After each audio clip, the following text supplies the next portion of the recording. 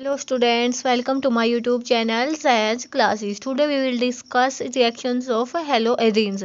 इससे पहले वाले वीडियो में हमने हेलो एल्केन्स की जितनी भी रिएक्शंस होती हैं वो पढ़ ली हैं, जिसमें हमने SN1 क्या होता है, SN2 क्या होता है, एलिमिनेशन क्या होता है, जो भी हेलो एल्केन्स हैं उनकी मेटल्स के साथ कैसे कैसे रिएक्शंस हो सकती है वो सब कुछ देख लिया है। तो आज वाली वीडियो में हम देखेंगे कि न्यूक्लियोफिलिक सब्स्टिट्यूशन है वो हेलोएरेन्स में कैसे हो सकता है। तो हेलोएरेन्स के केस में क्या होता है कि जो हेलोएरीन का मतलब क्या होता है कि हमें क्या लेना होता है, एटाइल हैलाइड लेना होता है। मतलब कोई भी मान लिया बेंजीन का डेरिवेटिव लेना है, उस पे क्या लेना है, हेलोजन लेना है। तो क्या होता है कि जब हम हेलोएरीन्स लेते हैं तो उस केस में क्या होता है कि जो ये न्यूक्लियोफिलिक सब्स्टिट्यूशन होता है वो लेस रिएक्टिव होता है। तो आज वो कंडीशंस हम देखेंगे कि किसकी वजह से जो हेलोएरीन्स हैं उनमें न्यूक्लियोफिलिक सब्स्टिट्यूशन होता है वो लेस होता है बजाय कि हेलो एल्केन्स के। तो सबसे फर्स्ट कंडीशन देखते हैं। देखो हेलोजन था अपना, मान लिया हमने हेलो एल्केन लिया है, ये फर्स्ट कंडीशन देखेंगे। जब हमें हेलो एरीन लेना होगा तो उस केस में लेंगे हम ये।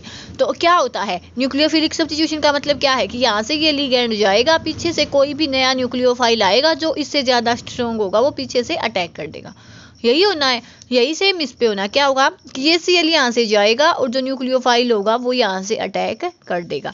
होना तो यही है, लेकिन इसके केस में क्या होगा, देखो क्लोरीन के पास क्या होते हैं, लोन पेयर्स। तो जैसे ही इसके पास लोन पेयर्स होते हैं तो ये क्या करता है, अपने लोन पेयर्स को कंजुगेशन में दे देता है। कैसे कि यहाँ से तो इसने दिए, यहाँ पे ये चला गया, ऐसे ही जैसे हम बना के दिखाना चाहूँ तो मैं आपको, देखो सिंपल लैंग्वेज में समझते हैं कि यहाँ पे Cl है, मान लिया हमने इस बॉन्ड को तोड़ना है तो यहाँ पे पॉजिटिव आएगा, यहाँ पे नेगेटिव आएगा। तो जैसे ही यहाँ पे पॉजिटिव आया, इलेक्ट्रॉन की कमी हुई तो ये Cl पीछे से अपने इलेक्ट्रॉन दे देगा, तो यहाँ पे आया डबल बॉन्ड।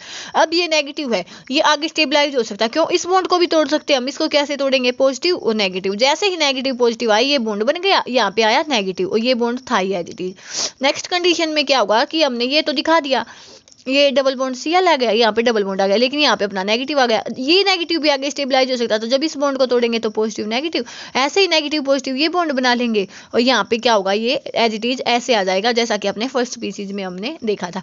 तो क्या होगा, तो इस केस में क्या हुआ कि जैसे ही जाना तो एलोजन को है, लेकिन कंजुगेशन की वजह से यहाँ पे सिंगल बॉन्ड की बजाय कैसा बॉन्ड आ गया, डबल बॉन्ड। जो हमने देखा था कि जो डबल बॉन्ड होता है वो ज़्यादा स्ट्रॉन्ग होता है बजाय कि सिंगल बॉन्ड के। तो इसको तोड़ने के लिए हमें ज़्यादा एनर्जी भी देनी पड़ेगी।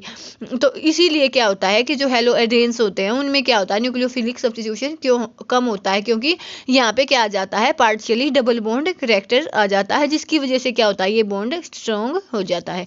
तो क्या बोलेंगे हम यहाँ पे फर्स्ट कंडीशन में कि जो इलेक्ट्रॉन पेयर होगा वो हेलोजन एटम पे वो कंजुगेशन होगा pi electrons of benzene ring and structure possible are. तो ऐसे ऐसे वो कंजुगेशन में होगा। ये हमने देख लिया कि सिंपली आपको नहीं समझ आता तो इस बॉन्ड को तोड़ेंगे, पॉजिटिव होते ही यहाँ से लोन पेयर देगा नेगेटिव, ऐसे यहाँ पे पॉजिटिव आगे नेगेटिव। तो सिंपल हम इसको ऐसे भी देख सकते हैं। तो क्या होगा कि the electron pair of halogen atom are in conjugation with pi electrons of benzene ring, CCl bond acquire double bond character. तो इसकी वजह से क्या होगा, CCl बॉन्ड में क्या आ जाएगा, डबल बॉन्ड करैक्टर आ जाएगा। As a result cleavage of bond becomes difficult, इसकी वजह से ही जो बॉन्ड का क्लीवेज है वो डिफिकल्ट हो जाएगा। And the haloarenes are less reactive toward nucleophilic substitution reaction, और जो ये अपने हेलोएरीन्स होते हैं वो लेस रिएक्टिव होते हैं न्यूक्लियोफिलिक सब्स्टिट्यूशन की साइड। अब देखते हैं नेक्स्ट। ये तो अपना हो गया कि भाई इसके कंजुगेशन हो गया, कंजुगेशन की वजह से क्या होगा, डबल बॉन्ड आया, डबल बॉन्ड की वजह से ये बॉन्ड तोड़ना मुश्किल हो जाएगा। अब सेकंड में क्या देखेंगे हम कि देखो ये तो होता है ऐसे। अब हम लेते हैं ये Cl। अब इन कार्बन की बात करते हैं हम। जो ये कार्बन है, ये कौन सी कार्बन है, sp3 हाइब्रिडाइज। ये क्या है, sp2 हाइब्रिडाइज।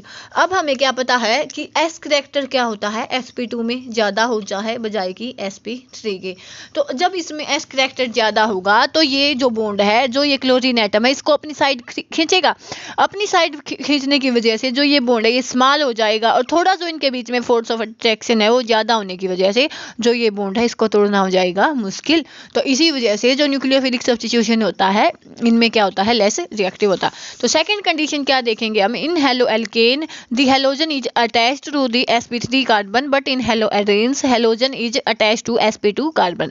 कि हेलो एल्केन में तो sp3 कार्बन से अटैच होता है, लेकिन हेलो एरीन में sp2 कार्बन से अटैच होता है। More S charactered more stronger is the bond, जितना ज़्यादा एस करेक्टेड होगा उतना ही ज़्यादा बॉन्ड स्ट्रॉन्ग होगा। And cleavage of bond becomes difficult, और जो बॉन्ड का टूटना है वो हो जाएगा डिफिकल्ट। इसीलिए क्या होता है कि जो न्यूक्लियोफिलिक सब्स्टिट्यूशन होता है वो हेलो एरेन्स में हेलो एल्केन की बजाय होता है लेस। अब देखो थर्ड कंडीशन में क्या आती है कि जब हमने मान लिया कि यहाँ से चला गया ये Cl यहाँ पे चला गया Cl यहाँ से, तो यहाँ पे बनता है कार्बोकैटायन। तो जो ये कार्बोकैटायन होता है बेंजाइलिक कार्बोकैटायन बोलते हैं जिसको हम, ये क्या होता है अनस्टेबल होता है। फिनाइल कार्बोकैटायन क्या होता है ये अनस्टेबल। बेंजाइलिक का मतलब तो क्या होगा कि बेंजीन है उसके ऊपर कोई CH2 है, ये कार्बोकैटायन है। लेकिन ये नहीं है, ये एज इट इज उसी कार्बन पे है जो बेंजीन की है, तो ये क्या हो जाएगा बेंजीन कटा बेंजाइलिक नहीं फिनाइल कैटायन, तो ये भी क्या होता है अनस्टेबल होता है। तो यहाँ से हम क्या देखेंगे कि जब यहाँ से ये मान लिया क्लोरीन का है तो यहाँ पे कार्बोकैटायन बना, तो ये क्या बनेगा फिनाइल कैटायन। फिनाइल कैटायन होता है वो अनस्टेबल होता है। ऐसे ही मान लिया डबल बॉन्ड के नेक्स्ट पोजीशन पे हेलोजन हो, डबल बॉन्ड वाली कार्बन पे हेलोजन हो, तो उसको तो हम क्या बोलते हैं विनाइलिक। और डबल डबल बॉन्ड से मान लिया ये डबल बॉन्ड कार्बन है, इससे नेक्स्ट वाली कार्बन पे होता है तो उसको तो हम क्या बोलते हैं एलाइलिक। और जब डबल बॉन्ड वाली कार्बन पे ये अटैच हो तो उसको हम क्या बोलते हैं विनाइलिक हेलोजन।